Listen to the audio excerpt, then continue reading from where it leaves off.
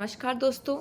अभिज्ञान classes में मैं एक बार फिर आप सभी का हार्दिक स्वागत करती हूँ।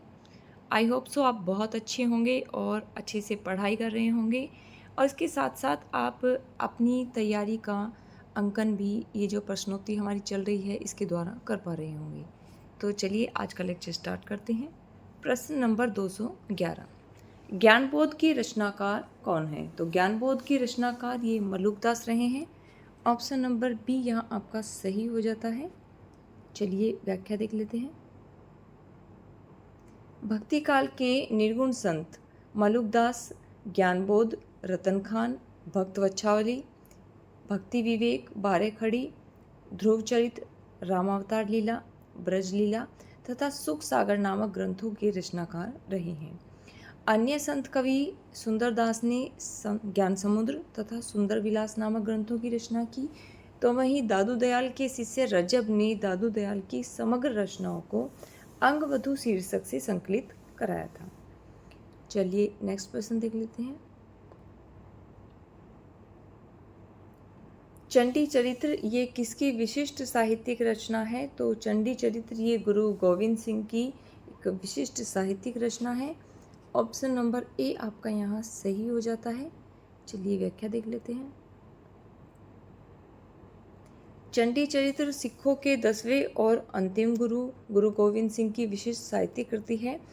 10म ग्रंथ गुरु गोविंद सिंह की रचनाओं का संग्रह है। सिख गुरु अर्जुन देव ने गुरु ग्रंथ साहिब नामक पुस्तक का संकलन किया और यह पुस्तक सिखों का सबसे पवित्र धार्मिक ग्रंथ माना जाता है। चलिए नेक्स्ट प्रश्न देख लेते हैं। इनमें से संत काव्य परंपरा के अंतर्गत न आने वाले कवि कौन से हैं?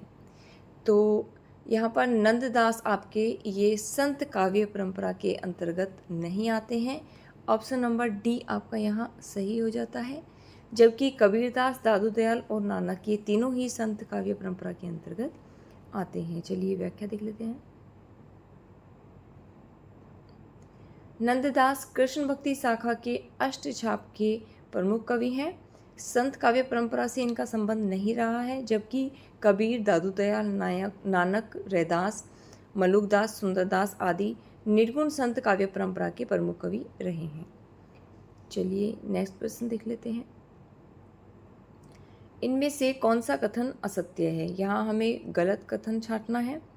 तो संत तुलसीदास ज्ञानरस शाखा के कवि हैं, यह कथन यहाँ गलत हो जाता है। ऑप्शन नंबर डी आपका यहाँ सही है। चलिए व्याख्या देख लेते हैं। भक्ति काल में भक्ति की 2 धाराएं प्रवाहित हुई, निर्गुण धारा और सगुण धारा। निर्गुण धारा के अंतर्गत आपका ज्ञानाश्रयी शाखा और प्रेमाश्रयी शाखा प्रमुख थी, जबकि सगुण काव्य धारा के अंतर्गत राम भक्ति शाखा और कृष्ण भक्ति शाखा प्रमुख थी, जिसमें तुलसीदास राम भक्ति शाखा के प्रमुख नायक थे तथा सूरदास कृष्ण भक्ति शाखा के अवलंब थे। अतः तुलसीदास ज्ञानाश्रयी शाखा के न होकर राम भक्ति शाखा के भक्त एवं साहित्यकार रहे हैं। चलिए नेक्स्ट प्रश्न देख लेते हैं। नीमा किस कवि की माता का नाम था? तो नीमा ये कबीरदास जी की माता का नाम था। ऑप्शन नंबर सी आपका यहाँ सही हो जाता है। चलिए व्याख्या देख लेते हैं। नीमा निर्गुण काव्यधारा के प्रमुख संत कबीर की माता का नाम था, जिसने कबीर का पालन पोषण किया, जबकि जन्म देने वाली कोई विधवा ब्राह्मणी थी, जिसके विषय में निम्नलिखित दोहा प्रसिद्ध है। जना विधवा ब्राह्मणी ने था काशी सर में त्याग दिया, तंतुवाय निरु नीमा ने पालन कबीरा दास किया। रामानंद के परम शिष्य थे, जाति पाति का भेद मिटाया, पंचमेल खिचड़ी भाषा लिख, निराकार प्रभु रूप दिखाया। चलिए नेक्स्ट प्रश्न देख लेते हैं। यहाँ एक कथन दिया गया है, इसमें कोई संदेह नहीं है कि कबीर को राम नाम रामानंद जी से ही प्राप्त हुआ, पर आगे चलकर कबीर के राम रामानंद के राम से भिन्न हो गए। तो यह जो कथन है कबीरदास जी के विषय में, यह कथन आचार्य रामचंद्र शुक्ल के द्वारा कहा गया है। ऑप्शन नंबर बी आपका यहाँ सही हो जाता है। चलिए व्याख्या देख लेते हैं। रामानंद कबीरदास के गुरु थे। बच्चन सिंह के अनुसार हिंदी भक्ति काव्य का प्रमुख क्रांतिकारी पुरस्कर्ता कबीर है। कबीर की वाणी का संग्रह ये उनके शिष्य धर्मदास ने बीजक के नाम से 1464 ईस्वी में किया तथा साखी समुद्रमैनी ये 3 भागों में विभक्त है। हजारी प्रसाद द्विवेदी ने इन्हें वाणी का डिक्टेटर कहा है। तो वहीं आचार्य रामचंद्र शुक्ल ने इनकी भाषा को सदुकड़ी तथा श्याम सुंदर दास ने इनकी भाषा को पंचमेल खिचड़ी कहा है। चलिए नेक्स्ट प्रश्न देख लेते हैं। यहाँ कुछ पंक्तियाँ दी गई हैं।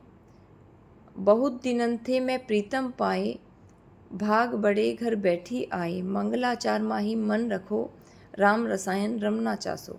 ये पंक्तियाँ कबीरदास जी की हैं। ऑप्शन नंबर डी यहाँ आपका सही हो जाता है। चलिए नेक्स्ट प्रश्न देख लेते हैं। कबीर की भाषा के संदर्भ में कौन सा वाक्य गलत है?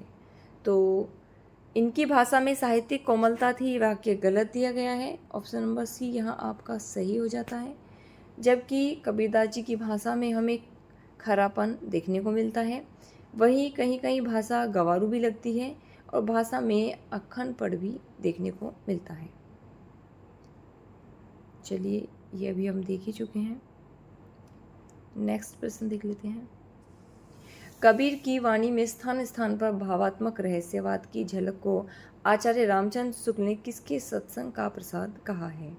तो ये सूफियों के सत्संग का प्रभाव आचार्य रामचंद्र शुक्ल ने कहा है। ऑप्शन नंबर सी यहाँ आपका सही हो जाता है। चलिए अंतिम प्रश्न देख लेते हैं। 1455 साल गए, चंद्रवार एक ठाठ गए, जेठ सुदी बरसायत को पूर्णमासी तिथि प्रकट भये। ये पंक्तियाँ किसके जन्म के विषय में प्रसिद्ध हैं? तो ये पंक्तियाँ कबीरदास जी के विषय में प्रसिद्ध हैं। व्याख्या देख लेते हैं। कबीरदास जी के जन्म के विषय में ये पंक्तियाँ कही गई हैं कि 1455 साल गए, चंद्रवार एक ठाठ गए, जेठ सुधी बरसायत को पूर्णमासी प्रकट भये। अर्थात कबीरदास जी का जन्म ये संवत 1455 में हुआ, इसीलिए यहाँ कहा गया है कि 1455 साल गए। और अर्थात अगर ईस्वी सन में देखा जाए तो 1398 को हुआ। चलिए दोस्तों, आज का ये लेक्चर यहीं समाप्त करते हैं। और अगर आपको ये लेक्चर अच्छा लग रहा है तो इसे लाइक शेयर सब्सक्राइब कीजिएगा। Thanks for watching.